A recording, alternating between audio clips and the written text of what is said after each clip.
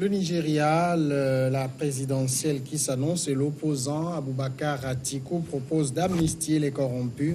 Nous parlerons également de la République démocratique du Congo. Félix Tshisekedi rassure les forces de sécurité installées par Kabila. Le Sénégal, la campagne pour la présidentielle a démarré. Et puis le Togo, le 5 février, il y a 14 ans, le général président Yadema disparaissait. Voilà le menu de Regard croisé ce soir autour du plateau. Germain Sossou, acteur politique. Bonsoir Germain. Bonsoir Samuel, bonsoir à nos compatriotes. Vous êtes du Togo autrement. Credo Tété, directeur de publication de Le Médium. Bonsoir Credo. Bonsoir Samuel et bonsoir à tous ceux qui nous suivent. Et Komlan Efabo, acteur politique également du Nouvel Engagement Togolais. Bonsoir Komlan Efabo. Bonsoir Monsieur Niaoui. On va commencer avec le Nigeria. Le principal rival du président Muhammadu Buhari à la présidentielle, Atiku Abubakar, a proposé que s'il était élu, il accorderait une amnistie aux personnes coupables de corruption qui accepteraient de rendre les fonds détournés. Pourquoi pas, a répondu l'ancien vice-président Abubakar, interrogé lors d'une émission de télé diffusée sur une chaîne nigériane. Cela a fonctionné pour la Turquie. La Turquie a accordé une amnistie et tout l'argent placé à l'étranger est revenu. Le gouvernement a dit, si vous rapportez l'argent, vous ne paierez même pas d'impôts. Le candidat à la présidentielle du 16 février a également mentionné la lenteur du système judiciaire nigérien comme frein à la lutte contre la corruption. Credo Tété, ça vous semble une belle proposition? Non, mais je crois que c'est une proposition qui est assez discutable parce que si nous prenons le volet de retourner les fonds, disons détournés, si ça allait uniquement dans la caisse de l'État, donc on peut discuter de cet aspect. Ce n'est pas le même exercice qu'a connu la Turquie parce que en Turquie, donc non seulement les fonds ont été retournés, mais retournés et investis dans le pays.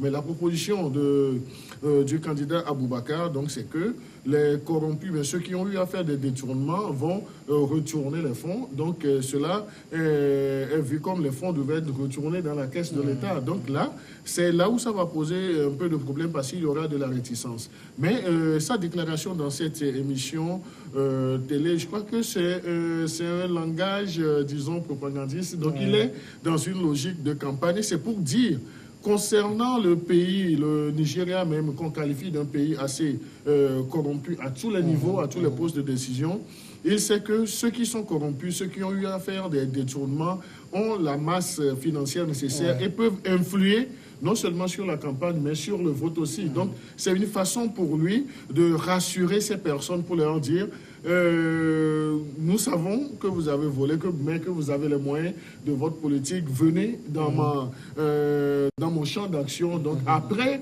mon élection, on va réfléchir autrement. Et il n'a pas fermé le vase. Donc, c'est un domaine de définition qu'il a planté. Maintenant, au-delà du langage de campagne, du langage propagandiste ou bien de conquête de l'électorat, mais il faut interroger la faisabilité de la chose. Donc c'est dire que est-ce que ça ne serait pas un sujet aussi pour encourager d'autres corrompus, d'autres détourneurs, comme quoi à l'approche des élections, donc on va leur accorder cette amnistie. Donc à analyser très bien cette proposition, il y a son pour, il y a son contre. Il y a son contre.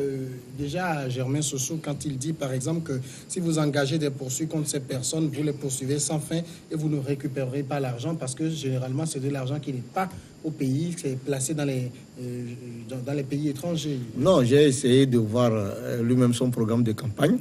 Vous savez, c'est une question qu'on l'a posée, bon, il fallait donner une réponse. Sinon, en termes politiques, c'est très dangereux.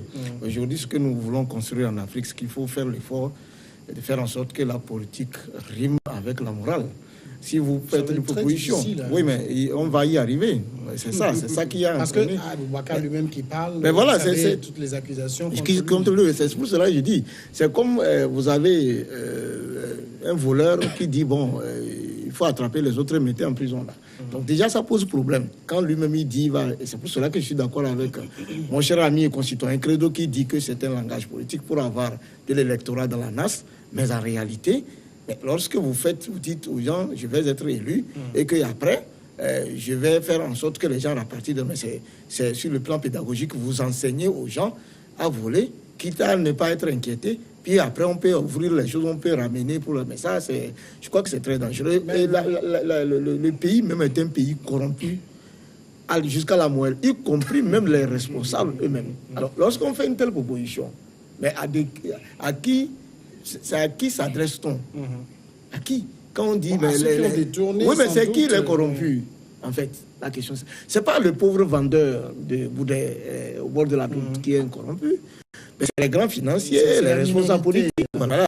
C'est le schéma que nous avons maintenant en Afrique, dans presque tous les pays africains, où vous avez le capitalisme à gagner du terrain, et vous avez donc une minorité qui n'a pratiquement rien, et qui a tout, et une majorité qui n'a rien. Donc les corrompus se trouvent où? C'est entre les mêmes personnes. Maintenant, entre la proposition de dire, bon, si je suis élu, je vais, permettre à ceux qui ont détourné de ramener l'argent, mais il faut prendre la population de ce pays pour voir quelle est la grande masse qui va aller voter.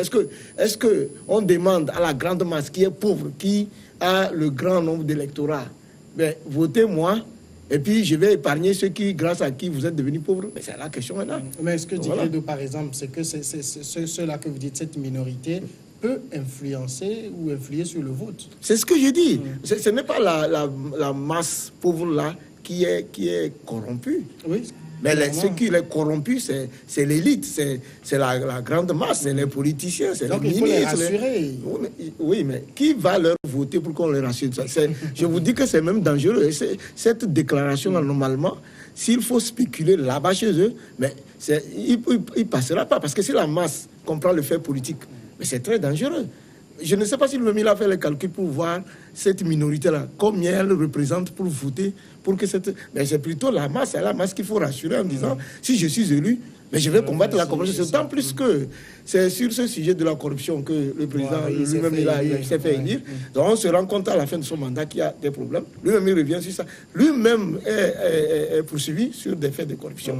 Alors vous voyez déjà, le problème de la moralité se pose. Que ce soit lui qui vient faire la proposition en disant je suis élu, ça se pose vraiment le problème. Donc le Nigeria est un exemple de corruption, de la base jusqu'au sommet. Je ne sais pas comment ça va se faire.